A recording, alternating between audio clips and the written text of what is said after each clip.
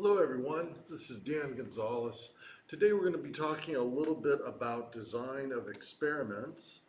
The purpose of the DOE is to identify factors that actually make a difference and understand interactions and be able to experiment, learn something from the experiment without any guessing, using a systematic approach. So, I'm sure many of us have experimented keeping several factors constant and then changing one factor and then trying to understand what that impact was. That could create a lot of problems and take a lot of time. For example, by doing that, you won't be able to understand if there are any interactions between the factors, right? And additionally, you're probably going to spend a lot of time trying to reproduce information that you already have. So let's go into a little bit of explanation. First off, factors and levels. Levels are the conditions that you are changing, and the factors are the things that you are changing. Here I laid out an example for maximizing car MPG. Here, the factors that I've chosen are tire pressure, and you can see here with the tire pressure I selected 30 and 55 PSI, right? Fuel cost, I've got cheap gas and I've got expensive gas, and then I've got two routes. Let's say you're going to your place of work. One route takes a little more time, but it's flat. Another one takes less time, but there are hills. So we're going to evaluate how we can possibly do that without going through something like several months of changing one variable while keeping everything else the same. So in this case, tire pressure, low with the minus sign, 30 psi, high, 55 psi. Notice the nomenclature for DOE. So I have 8 runs that covers my entire design space. And here I've got my levels and factors. Quick note how to remember this and never forget. Factors fly, that's why it's on top. Levels lie.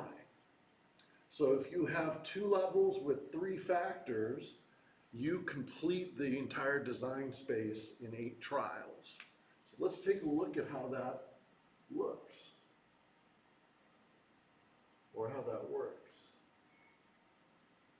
So if you can imagine, this is a box which encompasses your entire design space.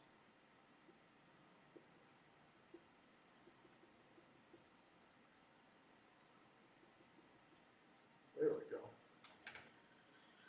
And in this case, you would be manipulating tire pressure, let's call it TP, and we've got our low tire pressure and our high tire pressure. And then we've got our fuel, let's take this axis for fuel. We have our low fuel, which is cheap gas, versus our high fuel setting, which is the more expensive gas. And then we have our low setting here to back here for flat versus hills. Okay, so that's our route.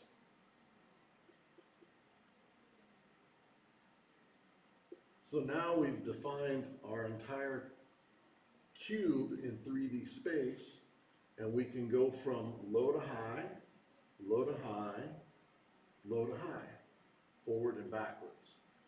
Fantastic. So, DOE will help you increase your process knowledge.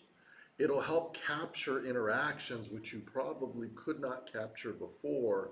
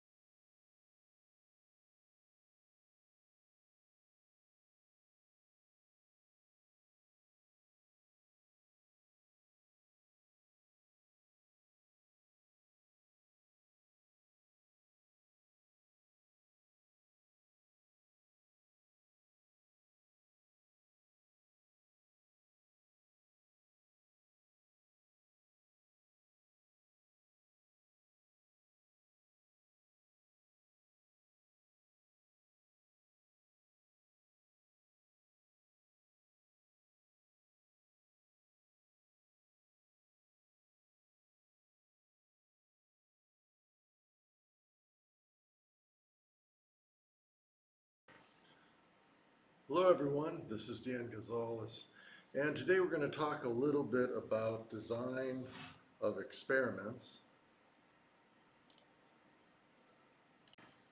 Alright, so I took a moment to fill up our chart with some results.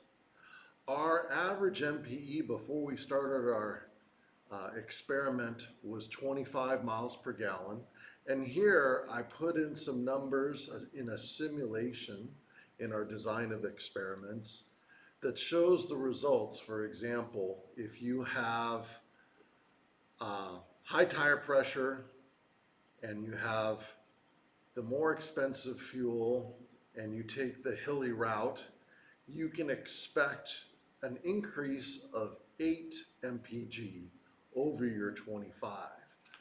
That is characterized here in our cube, and you can see that the entire design space is covered.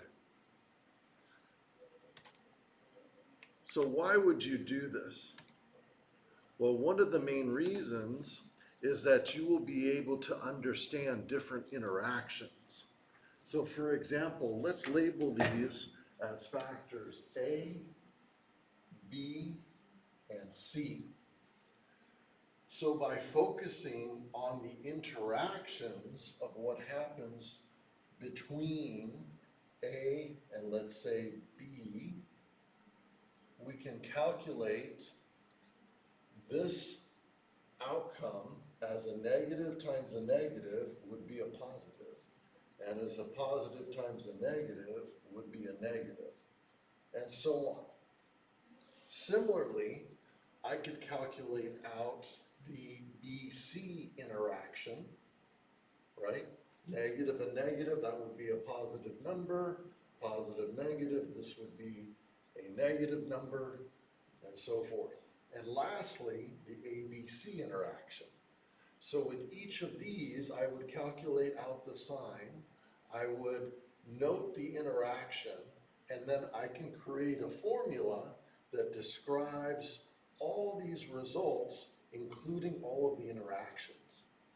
So I'll be concluding that in our next slides.